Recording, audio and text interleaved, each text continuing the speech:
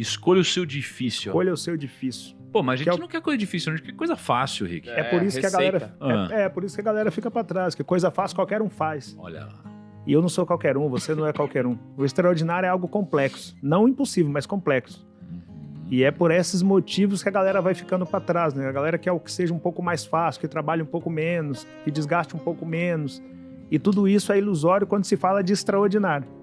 O cara trabalha 8 horas por dia hoje na CLT e acha que tá trabalhando demais, é porque ele não sabe que o negro trabalha 16 horas por dia, sendo patrão do próprio negro.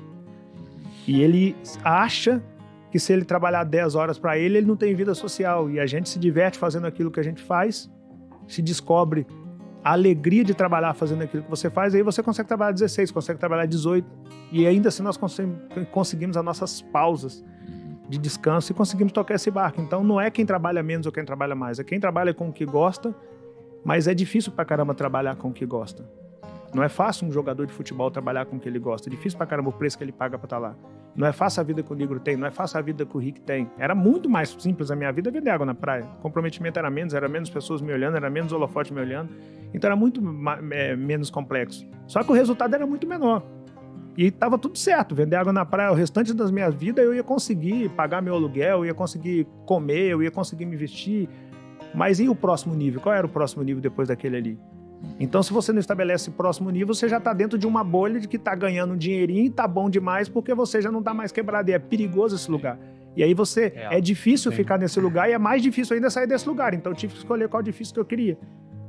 Tá na praia vendendo água ou tentar os próximos níveis acima daquilo. E eu fui tentando os próximos níveis e criando as minhas regras para tentar fazer isso acontecer. E quando eu vi que dava, falei, agora vamos transformar isso no livro, porque aí já não é mais uma história de alguém que acha que dá para fazer. É alguém que fez e tá contando isso como ele fez. Então, escolher ser difícil vem nessa linha, entendeu? Caraca, né? Você falou do negócio de tempo, né? E a gente tem um amigo em comum, Flávio, que diz que se falta de tempo fosse justificativa, todo desocupado teria sucesso. E essa não é a realidade, não é? Exatamente. E aí você falou, me chamou a atenção, porque você falou que quando você estava escrevendo os outros livros, mas se já tivesse mais sucesso do que você tinha quando você começou, você ainda tinha uma hipótese de que isso daí poderia te levar até, né, lugares muito mais altos. E você chegou naquele lugar mais alto. Então aquela hipótese se validou. E agora que você chegou, você escreveu um livro. E esse livro, até onde eu sei, ele tem 10 princípios, 10 regras básicas, né? Qual que é a lógica? Quais são essas regras? E para quem está ouvindo, e até para a gente aqui, como que a gente pode usar isso daí para que a gente, na nossa vida, possa, sei lá, ter mais resultado, prospere mais, ganhar mais dinheiro, enfim, não sei qual é o fruto, né, de aplicar essas regras que você colocou no livro, mas quais são elas e qual é o benefício de segui-las? Bom, primeiro é que nenhuma delas está dentro de loja, você não compra. Tá tudo dentro de você. Então esse é o primeiro benefício, porque você não tem que comprar em lugar nenhum, é só você ativar. É como se fossem aplicativos que já veio contigo e que você até agora não usou por algum motivo. Por estar andando com as pessoas erradas, por estar fazendo coisas erradas, não coisas ruins, mas coisas erradas que não vão te levar ao extraordinário. Por estar jogando no ventilador o seu tempo. Então são coisas básicas, mas que se aplicadas fazem muita diferença. Uhum. A regra 1, nunca pense em desistir. Porque desistir não pode ser uma opção. Isso eu nunca avancei. Nunca pense em desistir. Nunca pense em desistir. Eu nunca fiz alguma coisa por escolha. Eu sempre fiz foi pela necessidade. Eu não tive a opção de desistir. Era fazer ou fazer. Então a regra 1 para se alcançar o extraordinário é nunca pense em desistir. Nunca pense em desistir. Cara, mas assim, dá para fazer isso? Dá para fazer. É mais sob a ótica de nunca desista ou nunca pense em desistir? Porque você já teve vontade de desistir alguma vez na sua vida? Ou de falar assim, putz, cara, eu acho que isso daqui... Você já teve vontade? Mas eu acho que é mais desistir do seu objetivo maior. Por exemplo, eu não queria ser um fudido. Eu não podia desistir disso. Eu poderia desistir desse emprego que eu acho que não vai me dar futuro e procurar um emprego melhor. Eu acho que o pessoal distorce isso. A ideia do desistir que a gente fala é o seguinte. Primeiro você tem que saber onde você quer chegar.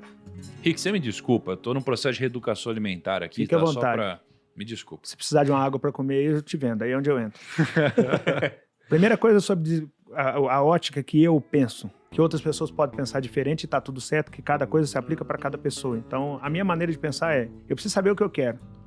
Quando eu comecei a minha caminhada lá, aos 7 anos de idade, por que eu comecei? De onde surgiu o Rick Vendedor?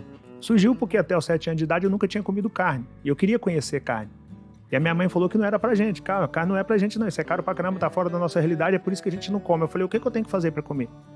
carne? Ela falou, para comer carne você tem que trabalhar. Eu falei, o que eu tenho que fazer? Então, para comer carne você tem que ter dinheiro. E para ter dinheiro você tem que trabalhar. Só que ninguém vai te empregar porque você só tem 7 anos de idade. Aí eu falei, deixa que eu resolvo essa parada. Eu mesmo me emprego. E aí plantei uma horta com meus irmãos e comecei a vender verdura na rua. Por que eu comecei a vender verdura na rua? Porque minha mãe me falou que eu tinha que trabalhar e que trabalhando eu chegava no dinheiro e chegando no dinheiro eu chegava na carne.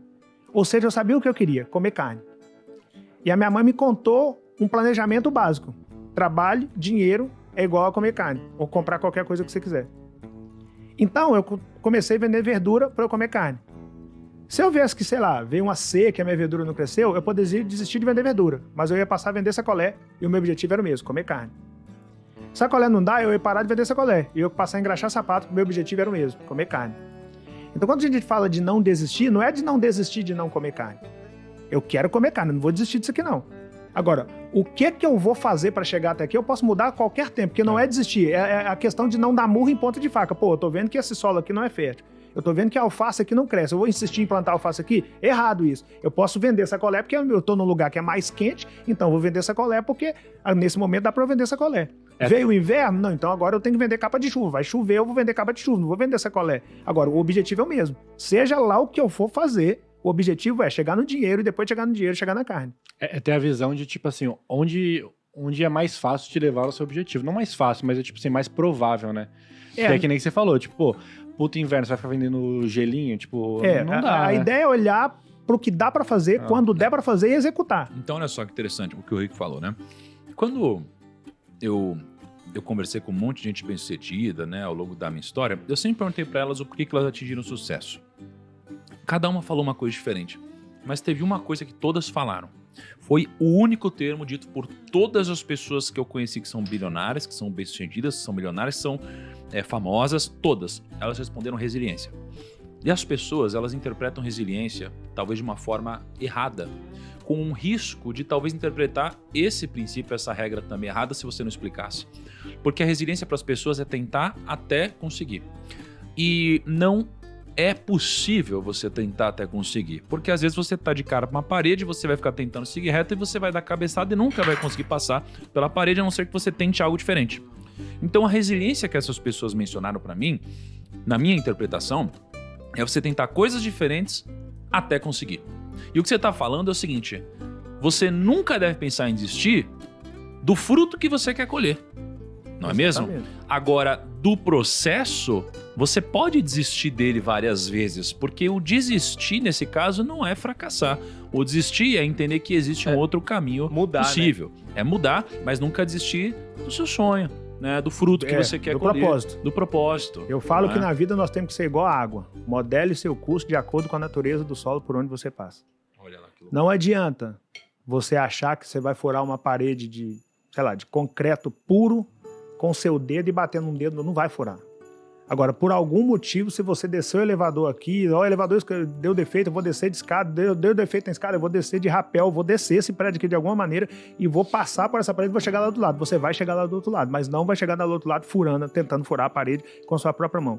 Você vai morrer ali e não vai conseguir fazer isso acontecer. E o que acontece com muita gente? Insistir em projetos que visivelmente não vão sair daquela ótica ou daquele patamar ou daquele degrau e achar que daquilo ali vai alcançar o seu extraordinário. Ou culpar o universo como, cara, eu sou um cara esforçado, eu sou um cara dedicado, eu sou um cara que faz a minha parte e eu não consigo. Por que eu não consigo? De repente você é até um cara esforçado, é até um cara dedicado, é até um cara que faz a sua parte, mas você está insistindo em uma ideia que não vai te levar ao extraordinário por esse viés. Mas, de repente, você pode buscar novas maneiras de fazer a mesma coisa para que essas novas maneiras de se fazer a mesma coisa possa possibilitar a sua condução para o seu extraordinário.